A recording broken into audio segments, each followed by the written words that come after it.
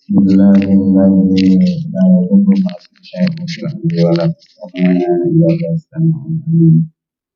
Alhamdulillah, beribu wal jamaah salat subuh di Masjid Ridho yang dirahmati Allah. Semua siap Pak Bu?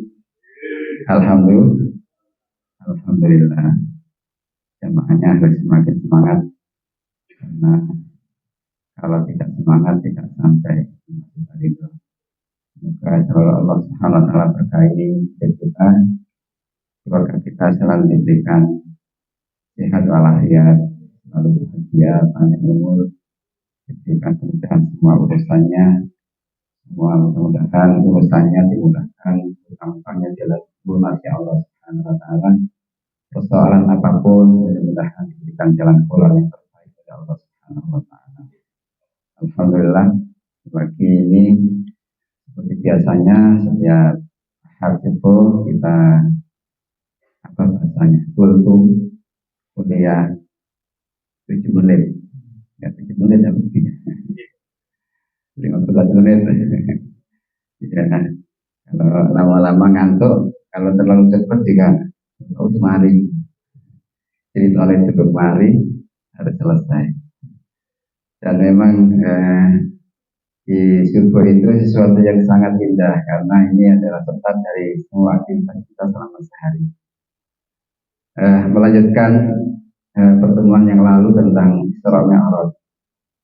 Rasulullah SAW sebelum dimi'rajkan Allah Subhanahu wa Ta'ala itu kan sempat dibelah dadanya oleh malaikat Jibril, dioperasi. Untuk apa? Untuk mengambil hatinya yang kotor, hati-hati yang jelek-jelek diambil oleh Allah Subhanahu wa Ta'ala. Bukan hati dalam fisik, tapi hakikat hati itu adalah sesuatu yang menggerakkan semua anggota badan kita. Sehingga ketika Rasulullah dimi'rajkan Allah itu dalam keadaan bersih dan suci, baik zahir maupun batin. Sama halnya dengan kita ketika menjalankan ibadah sholat, karena kita sedang akan mi'raj. Seperti Rasulullah mau mi'raj mendapatkan perintah sholat 5 waktu, kita juga mi'raj saat setiap sholat itu sedang menghadap Allah Subhanahu wa Ta'ala. Badan kita di bumi, tapi hakikatnya roh kita menghadap Allah Subhanahu wa Ta'ala. Karena kita menghadap Allah Zat yang maha suci, maka diri kita harus suci. Kalau badan kita, diri kita tidak suci, tidak akan nyambung. Karena Zat yang maha suci tidak akan menerima sesuatu yang kotor. Ya, antara kotor dengan suci itu tidak bisa ketemu. Yang baik ketemu dengan yang baik, yang buruk ya koncone sing elek. Jadi wong apik koncone apik, wong elek koncone elek ya sayang. Karena itu bertemanlah dengan orang-orang yang baik. Allah Subhanahu wa Ta'ala Zat yang maha suci. Innallaha jamil yuhibbul jamal. Allah Zat yang maha indah, suci, senang kepada sesuatu yang indah, yang suci. Sehingga ketika kita sholat itu disyaratkan dan menjadi syarat wajib untuk menjalankan wudu. Wudu itu bagian dari rukun syarat sahnya ibadah sholat. Allah Subhanahu wa Ta'ala berfirman, A'udzu billahi minasy syaithanir rajim. Bismillahirrahmanirrahim. Ila kuntum ilas sholati fagsilu wujuhakum wa aydiyakum ilal marafiq wamsahu bi ru'usikum wa arjulakum ilal ka'bayn. Ketika kita sedang akan berdiri menjalankan ibadah sholat, maka wajib kita pertama membasuh muka kita. Fagsilu wujuhakum, yang kedua wa aydiyakum, membasuh kedua tangan kita ilal marafik sampai siku-siku. Wamsahu biruusikum, dan usaplah, roksun itu kepala, usaplah kepala kita. Wamsahu biruusikum wa arjulakum, dan kedua kaki kita ilal ka'bain sampai mata kaki. Jadi kalau kita mau sholat wajib mengerjakan 4 ini. Ini yang wajib, ditambah niat sama tertib. Ini namanya ibadah apa? Wudu.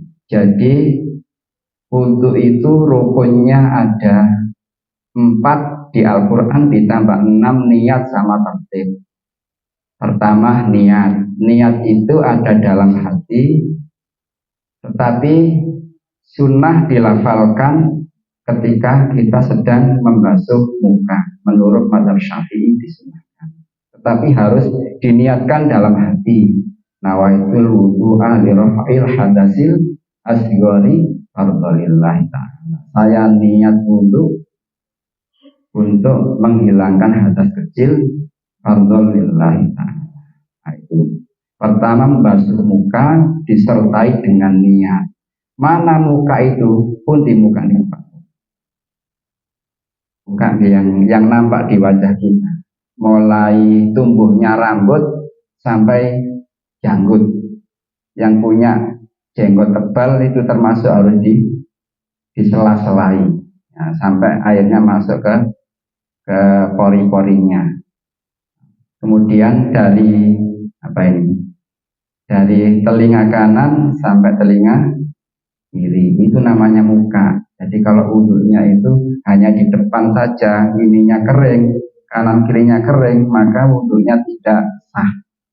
Nggih Mas Faris nggih. Nah, praktek pripun praktek ngeten. Terus ketika mengambil air, ini praktek berarti harus dilihat. Ketika mengambil air ngeten, nah, pembasuhnya ngeten. Pripun nggih. Jadi ngeten. Ngeten nggih. Iya. Harus kena tangan yang depan ini, gini nyela-nyelai 3 kali. Nah, ininya jika membersihkan sininya ya.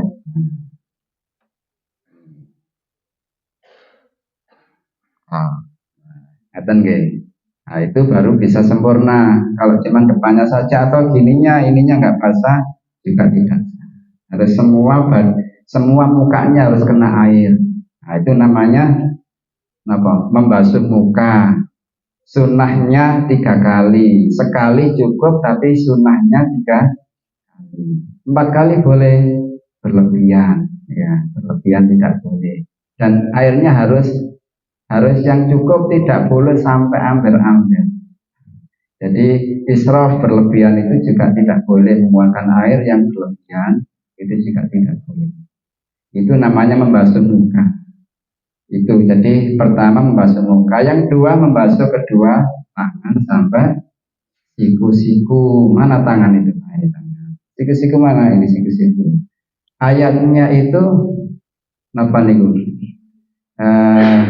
Faghsilu wujuhakum wa aydiyakum, basuhlah kedua tanganmu ilal marafik sampai siku-siku. Berarti membasuhnya itu mana dulu? Jari dulu.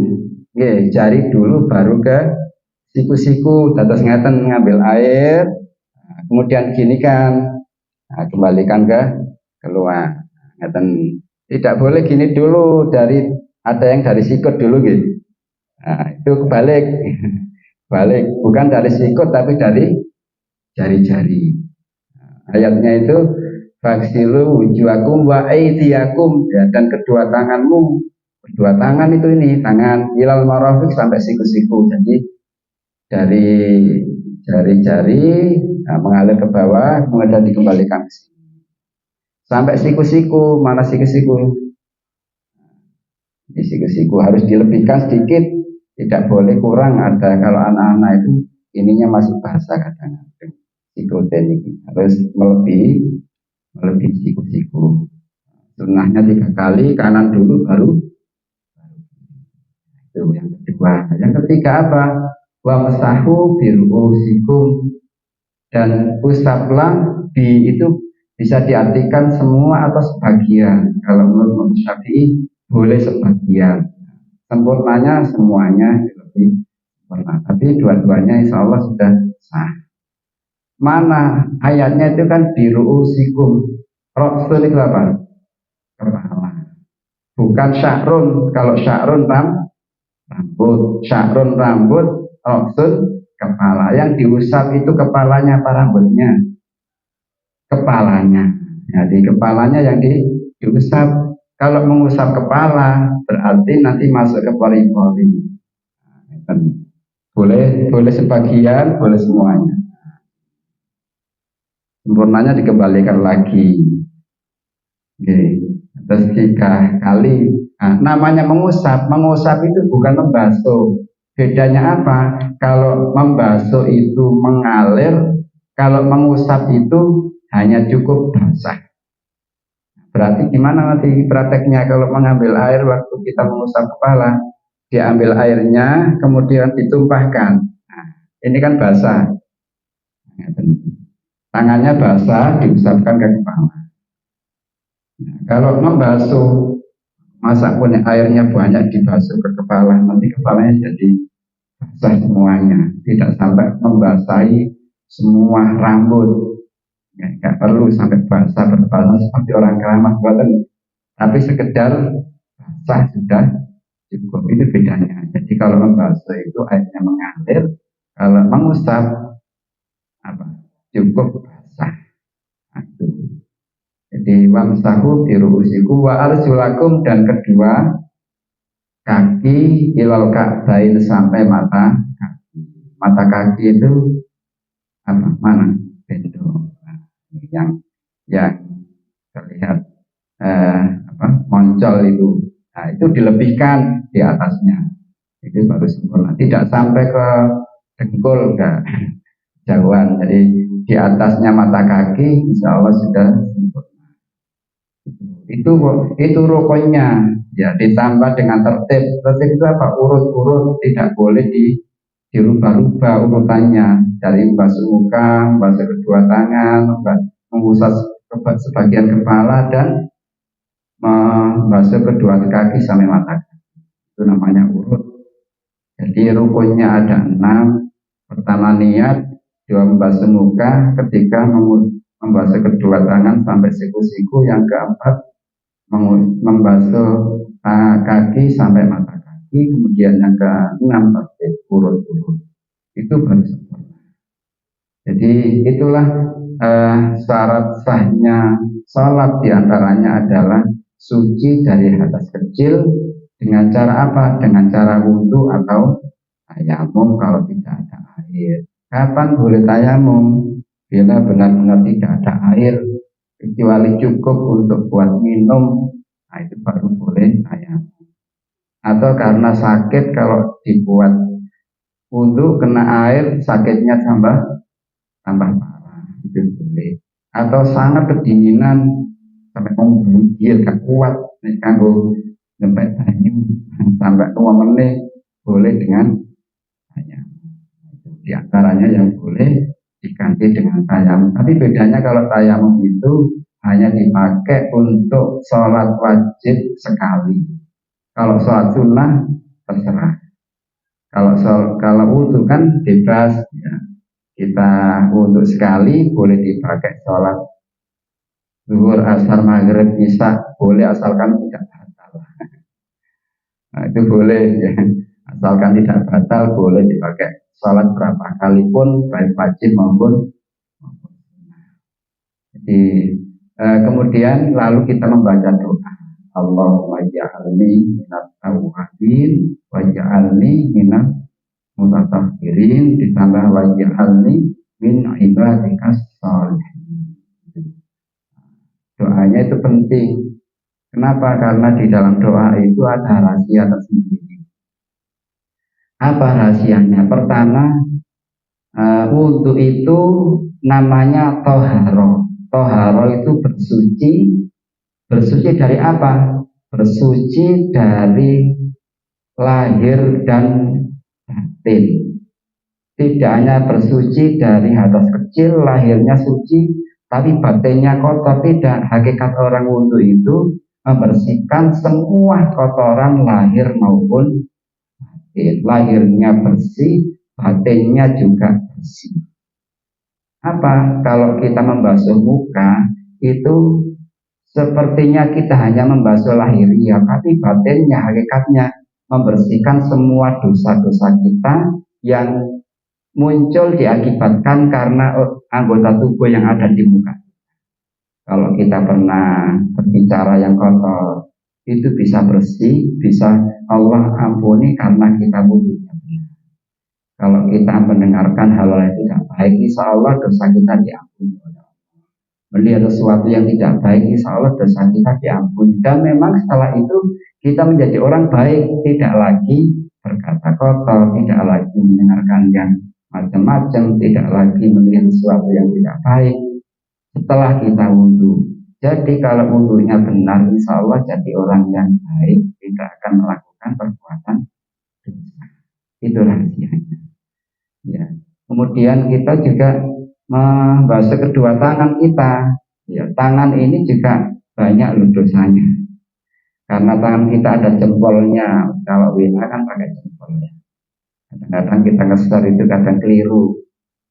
Sesuatu yang tidak mestinya di-share, lalu kita share gara-gara kita nge-share, itu kemudian menjadi hal yang tidak baik, mengakibatkan dosa, apa menggunjing atau apa. Dengan kita wudhu, mudah-mudahan itu tidak diulangi lagi, dan insya Allah dosa kita diampuni Allah dan tidak akan diampuni. Maka ayat doanya itu Allahumma ja'alni minat tawwabin. Ya Allah, jadikan kami menjadi hamba-Mu yang ahli taubat.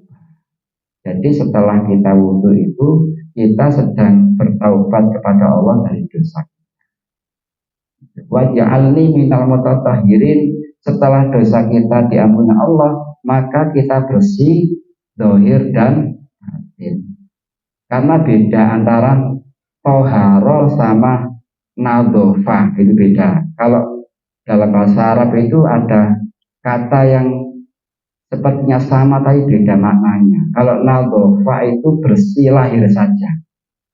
Kalau toharo bersih lahir, sehingga ketika kita itu sedang bersuci wudhu itu ingin bersihkan lahir dan batin. Makanya kalau Idul Fitri mohon maaf lahir batin. Jopo jero kalau wudhu seperti itu. Jadi waj'alni minal mutatahhirin. Ya Allah, jadikan kami menjadi hamba-Mu yang suci lahir dan batin. Waj'alni min ibadikas sholihin. Ya Allah, jadikan kami menjadi hamba-Mu yang saleh seperti Kula. Amin ya Allah. Mudah-mudahan sesuai dengan namanya. Ya, termasuk kaki kita bersihkan, kita sucikan, kita basuh supaya kaki kita ketika kita melangkah kemanapun, dosa kita kalau kita melakukan dosa karena kaki kita, insya Allah akan diampuni Allah setelah kita berwudu. Insya Allah. Amin ya rabbal alamin.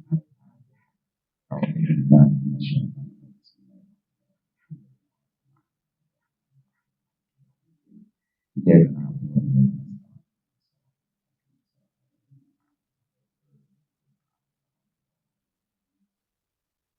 Bismillahirrahmanirrahim. Alhamdulillahirabbil alamin. Allahumma shalli ala sayyidina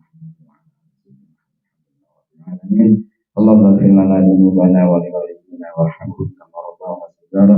Ya Allah, ampuni semua dosa-dosa kami ya Allah. Dosa yang dulu maupun dosa yang akan datang, dosa yang kecil maupun dosa yang besar, dosa yang kami sengaja maupun dosa yang kami sengaja. Ampuni pula dosa kedua orang tua kami, dosa ayah ibu kakek nenek kami ya Allah. Berikan kemuliaan, berikan tempat yang terbaik kepada kedua orang tua kami ya Allah. Berikan rahmat dan maghfirah ya Allah kepada kedua orang tua kami ya Allah. Dan kasihanilah kedua orang tua kami ya Allah sebagaimana beliau mengasihi suatu waktu masih kecil. Allahumma inna nas'aluka ilman nafi'a wa rizqan wasi'an halalan thayyiban wa amalan mutaqabbalan wa qalban khashi'an wa jasadan 'afiyah wa imanan da'iman ya Allahumma yassir lana umurana umura dunya wal akhirah. Rabbana atina fid dunya hasanah wa fil akhirati hasanah wa qina adzaban nar. Sallallahu alaihi wasallam Muhammad wa ala alihi wasallam walhamdulillah. Amin ya rabbal alamin. Subhanakallahumma wa bihamdika asyhadu an la ilaha illa anta astaghfiruka wa atubu ilaik. Assalamualaikum warahmatullahi wabarakatuh.